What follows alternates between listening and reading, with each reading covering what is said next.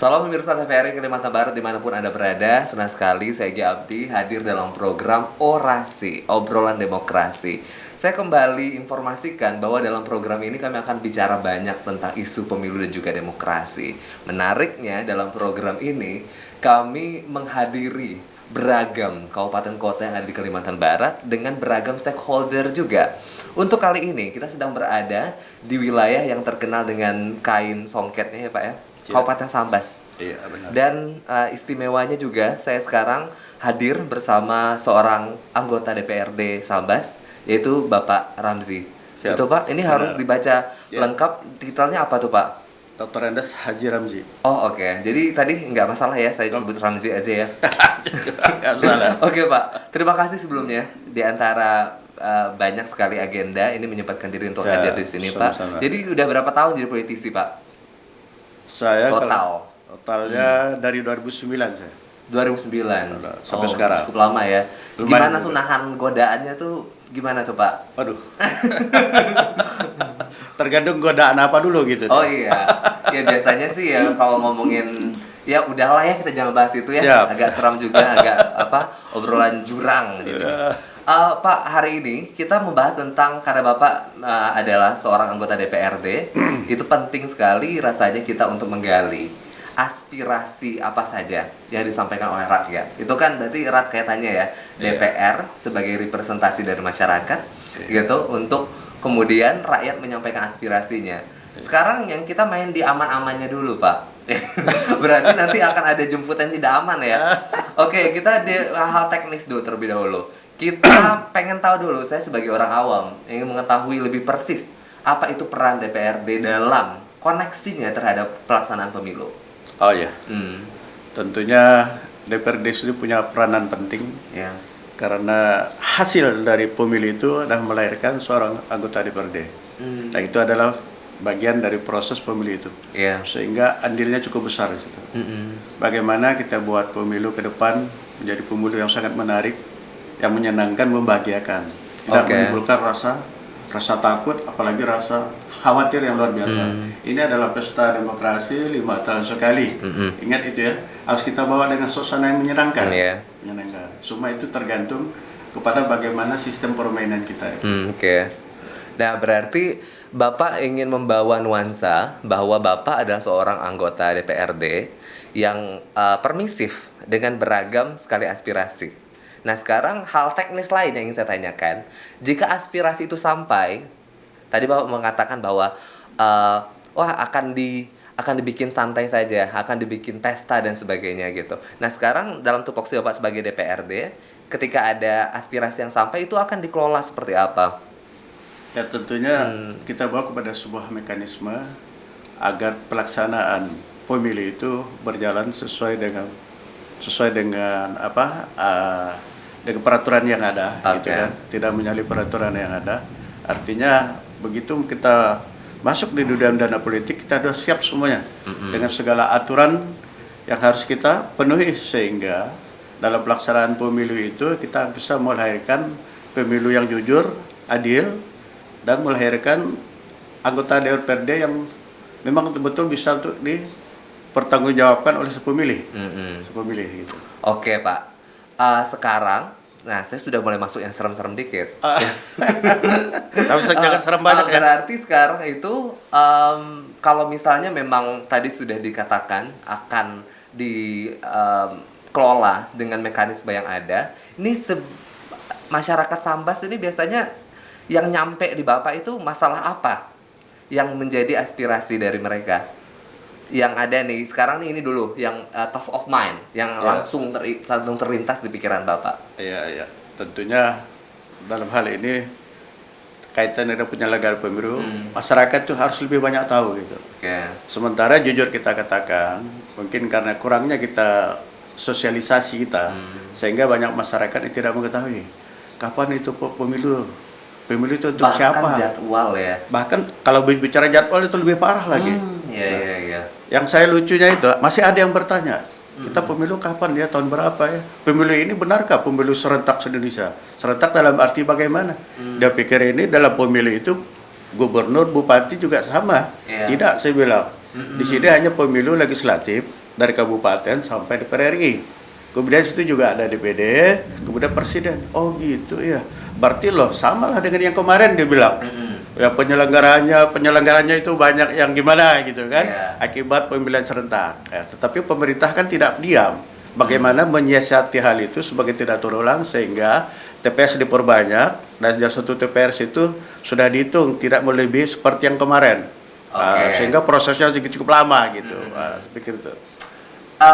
Tadi itu Pak, apakah itu pertanda kalau misalnya jadwal saja itu masih bertanya-tanya? Apakah pertanda hal yang lebih kritis lagi tentang kita banyak ngomongin tentang adu gagasan pemimpin, kan? Bukan hanya di presiden, kita juga harus melihat idealisme dari partai, lalu ada DPR, ada DPRD dan sebagainya. Apakah itu pertanda masyarakat Kabupaten Sambas itu belum sampai di titik kritis itu? Ya, sebenarnya menurut Bapak berdasarkan aspirasi menurut kita kalau masalah kritis dan tidak kritisnya ya bisa kita pilah ya, pilah. Munculnya bahasa-bahasa itu mungkin kita juga jujur mengatakan bahwa kesalahan ada di kita. Kesalahan dalam arti kurangnya kita mensosialisasikan. Kalaupun kita sifatnya mensosialisasikan mungkin belum jauh sampai ke bawah, sampai ke akar rumputnya. Sehingga ada tanggung jawab kita sebagai orang yang terjun langsung dan bagian dari itu untuk menyampaikan apa yang telah kita dapat. Sehingga masyarakat di bawah itu tahu. Mereka juga bersiap-siap. Oh ternyata kita pemilu legislatif tidak lama lagi ya. Terus siapa-siapa sih yang calon? Nah makanya di situ muncullah APK itu. Dengan munculnya APK itu, masyarakat akan tahu. Oh begitu si A, si B juga calon. Ya saya senang sama yang ini karena dengan dasar pertimbangan mereka masing-masing. Saya tidak boleh lah untuk untuk menjustis gimana penilaian seseorang kan. Karena rasa suka tidak suka ada. Dalam pemilihan itu juga kadang berbicara kan masing-masing dengan kriteria dia. Ada yang mau mengatakan berbicara karena kedekatan, ada hubungan keluarga, ada melihat sepak terjangnya, ada juga melihat kemampuannya. Nah itu kan penilaian pada mereka. Jadi kita sebagai orang yang ingin dipilih, tentu kita semuanya harus kita apa ya gitu ya. Semoga kita juga bagian dari yang mereka senangi gitu. Tadi saya cukup tersenyum Pak mendengar statement dari Bapak yang mengatakan bahwa salahnya ada di kita gitu. Itu objektif objektif statement ya. Jadi kita harus apresiasi untuk itu. Jadi biasanya kan cenderung pembelaan terus Pak.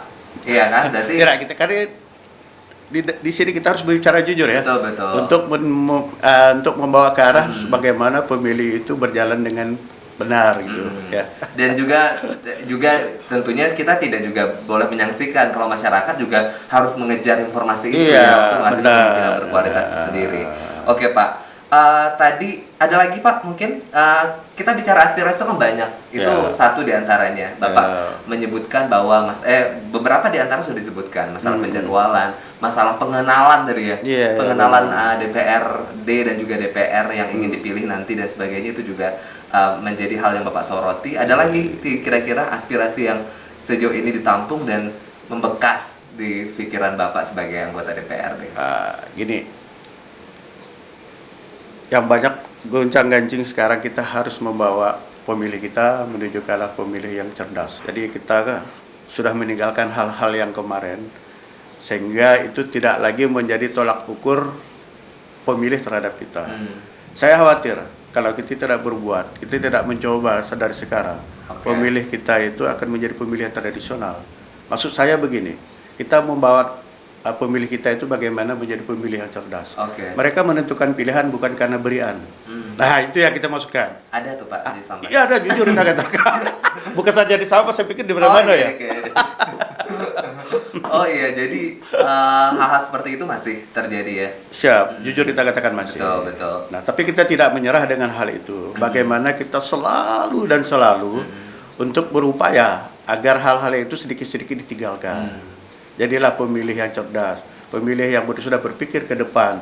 Seperti apa anak cucu kita ke depan, mau dibawa kemana bangsa kita ini ke depan. Saya pikir itu. Ya, jadi itu berlaku tidak diambil uangnya tapi jangan dicoblos, itu berlaku. Ada diambil dicoblos, ada juga diambil tapi nggak dicoblos gitu, ada juga. Itu termasuk hal-hal juga ya yang menarik dari pemilu ya Pak. Nah sekarang Pak, sekarang giliran saya nih Pak. Siap. Giliran saya memberikan ruang lingkup, memberikan batasan tentang hal-hal yang ya esensial tentang pemilu. Dan Bapak sebagai DPRD, tentunya saya di sini ingin tahu sekali di Kabupaten Sambas itu masyarakatnya biasanya menyampaikan apa tentang hal ini. Yang pertama kita bicara tentang golput. Apa biasa menjadi faktor dari masyarakat Sambas itu golput? Ya, karena biasa jujur kita katakan juga ya. Golput itu terjadi karena ulah kita juga di awalnya. Mereka berpikir ngapain aku milih gitu-gitu aja juga kami. Nah itu juga harus jadi PR kita. Kemudian kita harus juga berusaha meyakinkan mereka harus optimis. Harus optimis. Dengan pilihannya itu, insya Allah mereka ke depannya akan lebih baik daripada. Nah itu tugas kita bersama. Munculnya golput itu pertama juga karena kesibukan mereka.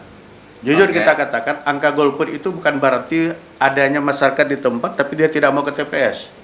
Bukan hanya itu. Masyarakat Sambas ini menjadi migran juga banyak. Dan pada saat hari itu juga mereka banyak bekerja di luar daerah. Nah itu sehingga berarti itu muncullah termasuk tugasnya Disduk Capil juga ya. Iya. Jadi kenapa saya bertanya tentang hal itu Pak? Karena di Sambas ini berdasarkan data ini justru trennya menurun, Pak. Iya, benar. Kita tentu harus berkaca dengan pemilu sebelumnya. 9 tahun lalu, 2014, 73%. Lalu kemudian di tahun 2019 menurun. Menjadi 70,96%. Nah, sekarang mengapa ini? Gitu. Nah. Dan juga selain mengapa, juga dari DPRD-nya sendiri itu apa yang diupayakan untuk bisa meningkatkan partisipasi pemilih? Ya, benar ini. Maka kita boleh diketawain dulu Pak kayaknya. Menarik nih ya menurun ya. Seharusnya menaik terus ya. Ini dulu kasih jeda dulu semua Pak ini. Tadi di awal juga sudah saya katakan itu termasuk juga bagian dari salah satu. Kenapa menurun? Karena adanya angka golput. Kenapa itu golput? Karena salah satu tadi itu saya sampaikan. Ya, banyak udah menjadi migran. Kemudian pada saat pemilu mereka juga pergi ke kota yang lain mungkin ya. Sambas banyak Pak ya? Iya banyak seperti itu. Kemudian mereka-mereka yang di kebun juga udah malas keluar ke kota mendekati TPS itu juga bagian gitu. Nah, jadi itu merupakan bagian juga tugas kita kemana? Nah, kenapa angka itu muncul dan kenapa partisipasi masyarakat menurun itu ya sama-sama lah dengan segala stakeholder yang ada. Ya tentunya Bapak juga jangan nyalahin Bapak sendiri juga ya, masyarakat juga harus. Dari tadi itu artinya masyarakat juga itu harus gimana ya? Iya, harus menjemput juga meyakinkan dirinya bahwa ini pesta demokrasi 5 tahun sekali. Iya, betul. Aku harus menggunakan hak suaraku. Aku menjadi warga negara yang baik. Aku sudah punya hak, kartu pemilih, kata kartu pemilih harus aku gunakan sebaik-baiknya, gitu. Dan nggak dihitung juga ya Pak ya. Maksudnya orang golput persentasenya nggak dihitung juga, jadi otomatis dia nggak milih tetap aja ada pemenangnya gitu loh. Istilahnya kan ya. Jadi itu alasan mengapa harus berpartisipasi dalam pemilih itu sendiri. Nah sekarang juga hal menarik juga politik identitas boleh bicara tentang itu. Boleh, silakan. Boleh saja hal politik ini. Sarah ya, karena ini kan juga hal yang bisa jadi mendistraksi mendistraksi keinginan kita bersama untuk mencapai pemimpin yang berkualitas dengan ide kebangsaan yang luar biasa. Jadi itu gimana kalau di Kabupaten Sambas sendiri yang sampai di Bapak itu seperti apa kaitannya dengan pilihan politik karena unsur SARA? Begini, kita sebagai bangsa Indonesia, warna apapun dia, siapapun dia sama di mata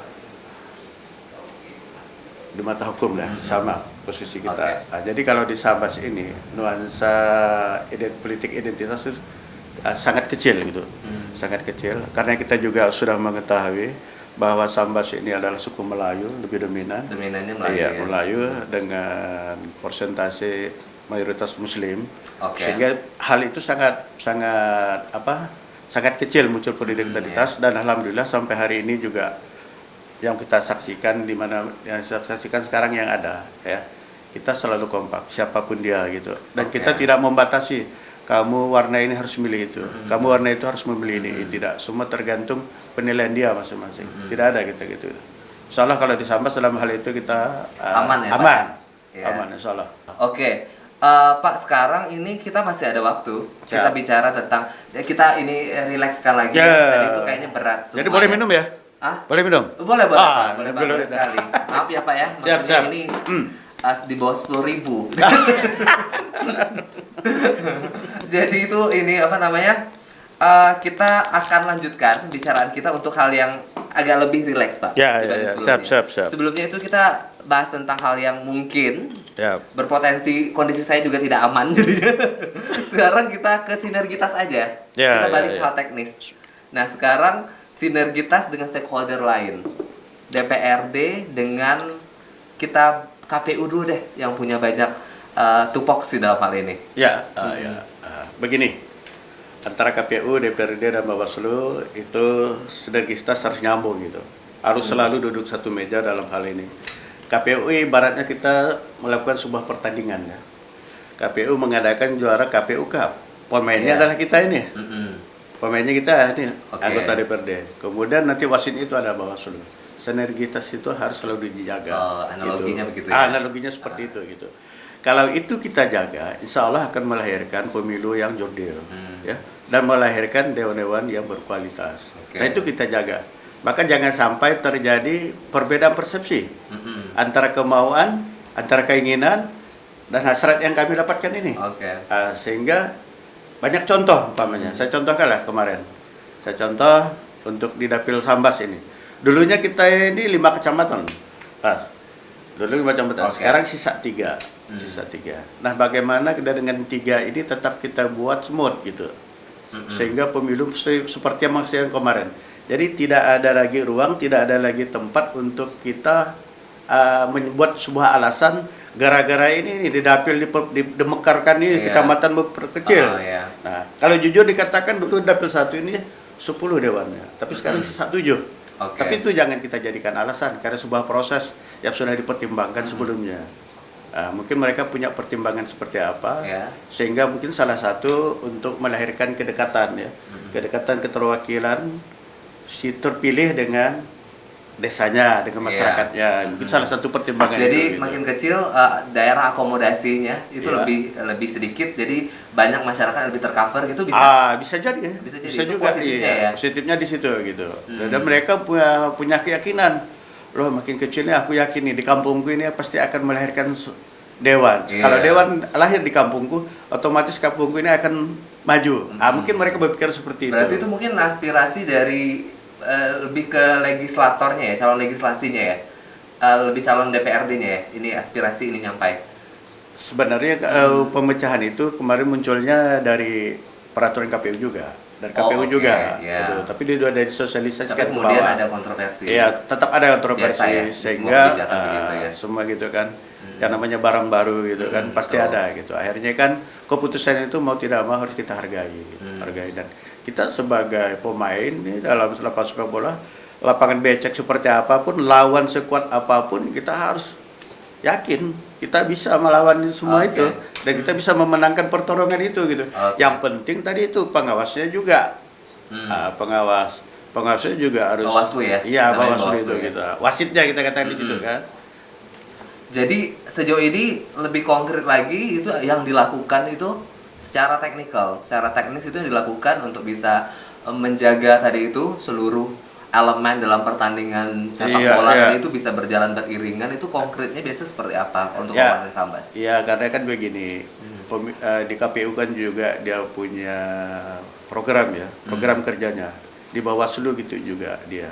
Nah, dari program itu kan mereka punya apa? Punya schedule. Nah, ya. dari schedule itulah dia akan memberikan undangan. Bawaslu diundang, kita DPRD diundang, kemudian partai-partai politik juga diundang. Dalam hal apa dulu yang mau kita bicarakan? Nah, di situ dia muncul di situ diskusi yang menarik, maka membuahkan sebuah hasil. Oke. Nah, kalau itu selalu dilakukan, saya meyakini semua bisa berjalan dengan lancar, sesuai dengan aturan-aturan yang ada gitu. Oke. Pak, tentunya di momentum ini saya ingin terus menggali poin-poin yang menjadi aspirasi dari masyarakat. Ada lagi Pak, kira-kira yang memang menjadi hal yang sering kali disampaikan oleh masyarakat dan mungkin saja gini Pak, masyarakat sudah menyampaikan gitu.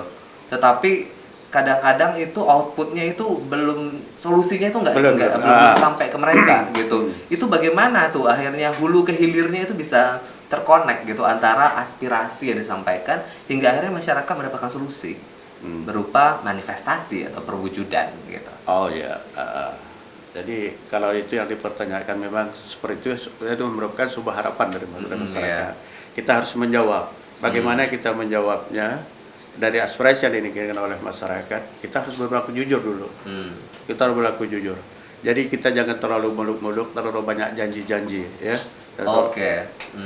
Artinya sikap dan perbuatan yang harus kita lakukan. Nah, misalnya kita janji boleh asal rasional. Rasional. Ya, Pak, ya? Tapi kadang masyarakat juga kurang rasional. Masih masih banyak yang perlu diedukasi ya. Iya. Oke. Perlu pengedukasian itu perlu gitu. Ya. Sekarang Pak, untuk masyarakatnya, sekarang Bapak sebagai anggota DPRD untuk pada masyarakat agar literasi politiknya semakin meningkat, tadi udah kita sentil. Saya minum dulu Pak. Siap. Saya juga mau nambah nih. Lagi haus juga ada. Jadi ya ginilah Pak, kalau ngomongin politik tuh kadang-kadang suka banyak nyeselnya di belakang. Jadi kan? kata orang, kalau orangnya senang politik ini, selama dia masih bisa ngomong, selama dia masih bisa ke tempat orang kopi, dia akan jalan terus. Beda dengan seorang dokter. Iya. Kalau apalagi dokter apa ya? Kalau udah matanya mulai kabur segala macam ya. Kalau di warung kopi sih aman aja Pak. Masalahnya kalau ini kan kita lempar ke publik ya. Jadi itu ya kondisinya ya itu takut-takut. Ya nggak selamat.